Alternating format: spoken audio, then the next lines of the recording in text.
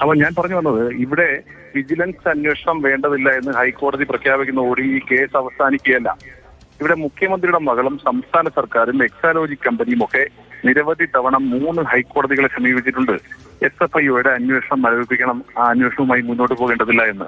എന്നാൽ ഈ 3 ഹൈക്കോടതിയിലും ഈ കേസ് തള്ളിപ്പോയിട്ടുണ്ട്. SFIO അന്വേഷണം തടസ്സപ്പെടുത്താൻ ഈ എക്സാലോജിക്കും അതുപോലെ KSIDC ഒക്കെ ഈ നമ്മൾ ഈ പറയുന്ന കമ്പനിയും ഒക്കെ ശ്രമിച്ചിട്ടും CMRലും ഒക്കെ ശ്രമിച്ചിട്ടും നടക്കാതിരിക്കുന്നുണ്ട്. അപ്പോൾ SFIOയുടെ അന്വേഷണം അന്തിമഘട്ടത്തിലാണ്. അതിന്റെ റിപ്പോർട്ട് വരാനിരിക്കെ വിജിലൻസ് അന്വേഷണം ഹൈക്കോടതി തള്ളിയതിന്റെ പേരിൽ മാത്രം എല്ലാം അവസാനിച്ചു, എല്ലാം വിജയിച്ചു എന്നൊക്കെ പറയുന്നത് എത്രമാത്രം ബാലിശമായ ഒരു വാദഗതിയാണ് എന്ന് എന്നെ കേൾക്കുന്നവർ വിശ്വസിക്കട്ടെ. അതിനപ്പുറത്തേക്ക് ഞാൻ ഈ റെജി ലൂക്കോസിനൊന്നും ബോധ്യപ്പെടുത്താനില്ല. മറ്റൊന്ന്, അദ്ദേഹം പറയുന്നത് ഇതുമായി ബന്ധപ്പെട്ട് എന്ത് സേവനമാണ് നിങ്ങൾ ഈ കമ്പനിക്ക് നിങ്ങളുടെ മുഖ്യമന്ത്രിയുടെ മകൾ നൽകിയിട്ടുള്ളത്? അത് മാത്രം ഒന്ന് പറഞ്ഞാൽ മതി. മുഖ്യമന്ത്രിയുടെ മകൾ ഈ CMR എന്ന് പറയുന്ന കമ്പനിക്ക് നൽകിയിട്ടുള്ള സേവനമെന്ന് എന്തിന്റെ പേരിലാണ് 1.72 crores അവരുടെ അക്കൗണ്ടിലേക്ക് വന്നിട്ടുള്ളത് മാസപ്പടിയായി? ഇതിനിപ്പോഴും ഉത്തരം കിട്ടുന്നില്ലല്ലോ.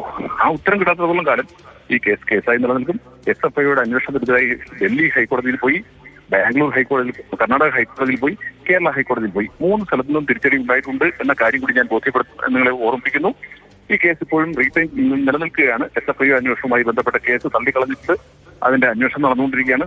ആ റിപ്പോർട്ട് ഉടൻ തന്നെ SFIO റിപ്പോർട്ട് നൽകുമെന്നും പറഞ്ഞിട്ടുണ്ട്. അപ്പോൾ ഒരു അന്വേഷണം വേണ്ടതില്ല എന്ന് ഹൈക്കോടതി പറയുന്നതിന്റെ പേരിൽ മാത്രം, വിജിലൻസ് അന്വേഷണം വേണ്ടതില്ല എന്ന് പറയുന്നതിന്റെ പേരിൽ മാത്രം മുഖ്യമന്ത്രിയും മകളുമൊക്കെ എല്ലാ കുറ്റകൃത്യങ്ങളിലും പ്രതിക്കൂട്ടിലേക്കാകില്ലേ ഇപ്പോൾ ഈ ആരോപണം ഉന്നയിച്ചവരൊക്കെ? അതായത് സ്വാഭാവികമായിട്ടും അങ്ങ് പറഞ്ഞ SFIO അന്വേഷണം നടക്കുന്നുണ്ട്, ഒപ്പം തന്നെ EDയുടെ കണ്ടെത്തലുണ്ട്, ആദായ നികുതി വകുപ്പ് ഈ വിഷയത്തിൽ മേൽ കണ്ടെത്തിയ കാര്യങ്ങളുണ്ട്. അതൊക്കെ അവിടെ നിൽക്കട്ടെ. അതേസമയം ഇപ്പോൾ നൽകിയിരിക്കുന്ന ഈ ഹർജി ഇത് വിജിലൻസ് കോടതി തള്ളുന്നു, ഇപ്പോൾ ഹൈക്കോടതി തള്ളുന്നു. അപ്പോൾ ഇതുമായി ഒരുപക്ഷെ ഇത് വിശ്വസിച്ചിരിക്കുന്ന ആളുകൾ വീണ്ടും ഈ ഒരു വാർത്ത അവരിലേക്ക് എത്തുമ്പോൾ അവരിലെ സംശയത്തിന്റെ ചോദ്യമുനകൾ ഒരുപാട് ഉയരില്ലേ? തെളിവില്ല എന്നുള്ളതാണ് കോടതി വീണ്ടും പറയുന്നത്.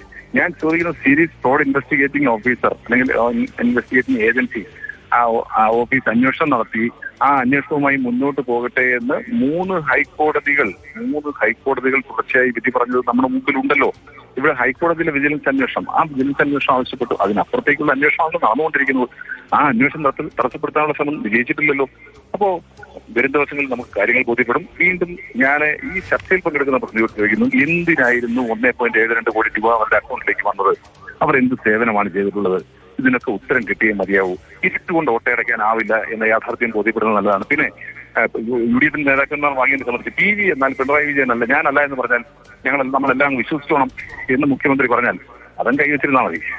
ഇവിടെ രാഷ്ട്രീയ നേതൃത്വങ്ങൾ ഈ CMRൽ നിന്ന് പൈസ വാങ്ങിയിട്ടുണ്ടെങ്കിൽ അവരതിന് റെസിപ്റ്റ് നൽകിയിട്ടുണ്ട്, അവര് അക്കൗണ്ട് ചെയ്യപ്പെട്ടിട്ടുണ്ട്. പിണറായി വിജയനെ സംബന്ധിച്ച് അതും അക്കൗണ്ട് ഒരുപാട് പേരുണ്ട്.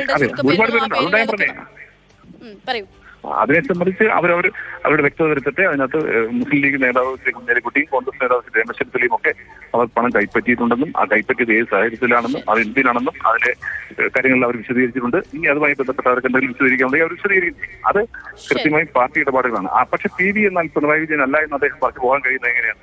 അപ്പോൾ ഇത്തരത്തിൽ ഒരുപാട് ചോദ്യങ്ങൾക്ക് മുഖ്യമന്ത്രിയും മകളും ഉത്തരം പറയേണ്ട ദിവസങ്ങളാണ് മുന്നോട്ടുള്ളത്. പറയുക തന്നെ വേണം.